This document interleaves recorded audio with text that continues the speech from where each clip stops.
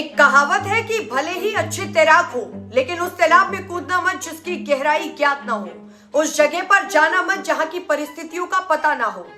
और ये कहावत आज भी प्रासंगिक है। 11 मई का वो खूबसूरत दिन था जब मध्य प्रदेश के इंदौर में दो प्यार भरे दिल अग्नि को साक्षी मानकर एक दूसरे के साथ जीने मरने का वचन लेते हैं। नाम था राजा रघुवंशी और सोनम रघुवंशी। नई जिंदगी में कदम रखने की खुशी और आंखों में बहुत सारे सपने लिए दोनों 20 मई को हनीमून के लिए निकलते हैं। पहले सोचा था कि कश्मीर जाएंगे, कश्मीर की वादियों में एक दूसरे का हाथ पकड़कर घूमेंगे, लेकिन पहलगाम में हुए आतंकी हमले के बाद दोनों ने हनीमून के लिए मेघालय को चुना।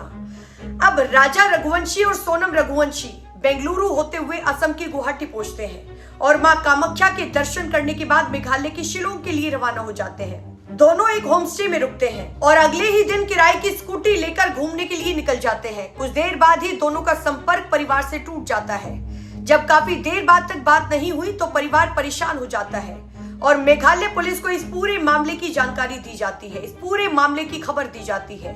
हर तरफ राजा रघुवंशी और सोनम रघुवंशी की तलाश शुरू हो जाती है। मोबाइल बंद हो चुका था, दोनों की आखिरी लोकेशन के बारे में कोई जानकारी नहीं थी। परिवार वालों का दिल डर से भरा हुआ था और ठीक 11 दिन बाद 2 जून को राजा रघुवंशी की लाश एक झरने के पास खाई में मिलती है। लाश बुरी तरह से सड़ चुकी थी और पास से नारियल काटने वाला धारदार हथियार भी मिलता है।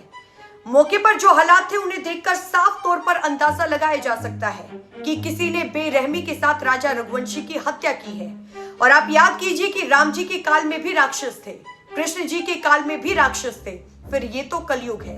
अब सोनम अभी भी लापता है। पुलिस उसकी तलाश में चप्पा चप्पा खंगाल रही है।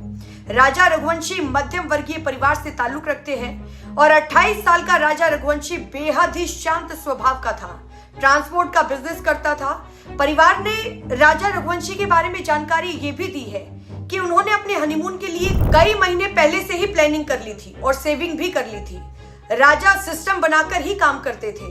वो एक ऐसे इंसान थे कि कहीं पर भी जाने से पहले उस जगह के बारे में काफी रिसर्च करते थे और बिना रिसर्च के वो कहीं पर भी किसी अनजान इलाके में नहीं जाते थे। सोनम रघुवंशी की बहन प्रियांशी जैन ने जानकारी दी है कि दोनों ने अपनी मर्जी से अरेंज मैरिज की थी। शादी को लेकर दोनों परिवार खुश थे। सोनम रघुवंशी अपनी सास उमा से हर रोज फोन पर बात करती थी और हनीमून ट्रिप पर भी धर्म से जुड़े व्रत रखती थी। लापता होने से कुछ घंटे पहले सोनम की आखिरी बातचीत फोन पर उनकी सास से हुई थी। फोन पर सोनम ने कहा था कि हम लोग झरने पर जाने के लिए ऊपर चढ़ रहे हैं, बाद में बात करूंगी। इस पर सोनम की सास पूछती है कि आज तो 11 का व्रत होगा। जवाब में सोनम रघुवंशी कहती है कि मुझे याद है और घूमने के चक्कर में अपना व्रत नहीं तोड़ूंगी। हम घने जंगल में हैं और मैंने वहां जाने के लिए मना भी किया था, लेकिन वो कभी मेरी बात नहीं मानते हैं। यहाँ का खाना भी मुझे अच्छा नहीं लग रहा है। चलते समय सांस लेना भी मुश्किल है। मैं काफी थक गई हूँ। इसके बाद दोनों का संपर्क टूट जाता है। परिवार ने बातचीत की रिकॉर्डिंग भी शेयर की है। राजा रघुवंशी की लाश होमस्टे से 20 किलोमीटर दूर सोहरा इलाके के पास एक झरने के पास सड़ी गली हालत में मिलती है। इससे अंदाजा लगाया जा सकता है कि उनकी हत्या कई दिन पहले की गई थी। उनके भाई ने हाथ पर गुदे राजा नाम के टैटू को देखकर लाश की शिनाख्त की है। अब पुलिस को लाश के पास से एक महिला की सफेद शर्ट भी मिली है, दवाई की एक पट्टी भी मिली है और स्मार्ट वॉच भी मिली है। तो वहीं राजा का पर्स, सोने की अंगूठी और हीरे का ब्रेसलेट और चेन गायब है। राजा रघुवंशी की लाश मिलने के बाद सोनम रघुवंशी की तलाश में जुटी मेघालय पुलिस को कुछ ही दूरी पर एक रेनकोट भी मिलता है। अब पुलिस ने इस पूरे मामले को लेकर जानकारी दी है कि उन्होंने व्यू पॉइंट से एक रेनकोट बरामद किया है। इस पर कुछ दाग लगे हुए हैं, लेकिन पक्के तौर पर अभी कुछ भी नहीं कहा जा सकता है कि ये खून के दाग है या फिर किसी और चीज के दाग है। फॉरेंसिक रिपोर्ट आने के बाद ही इस पूरे मामले पर कुछ कहा जा सकता है। रेनकोट का साइज 3XL है, इसलिए ये भी पता लगाना होगा कि वो रेनकोट सोनम का था या फिर किसी और का था। फिलहाल सोनम की तलाश जारी है। मेघालय में लापता हुए राजा रघुवंशी और सोनम रघुवंशी की आखिरी सीसीटीवी फुटेज भी सामने आई है और फुटेज में दोनों शिलोंग के होमस्टे में एक साथ चेक इन करते हुए नजर आ रहे हैं। वीडियो में सोनम को अपने पति के साथ रजिस्ट्री बुक के सामने बातचीत करते हुए देखा जा सकता है और ये वीडियो 21 मई का है। शिलोंग पुलिस 23 मई को हुई उनकी गुमशुदगी से पहले की घटनाओं को जोड़ने की कोशिश कर रही है। अब ये वीडियो मामले में एक नया सुराग है।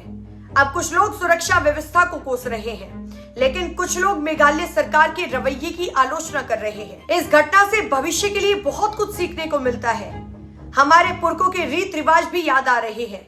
एक समय था जब शादी के बाद पहली संतान होने तक बहू घूमने के लिए नहीं जाती थी, जिसे दकियानुसी सोच कहा जाता था, और शादी के बाद 1.25 महीने तक बाहर नहीं होने जाने की प्रथा का कई जगह आज भी चलन है।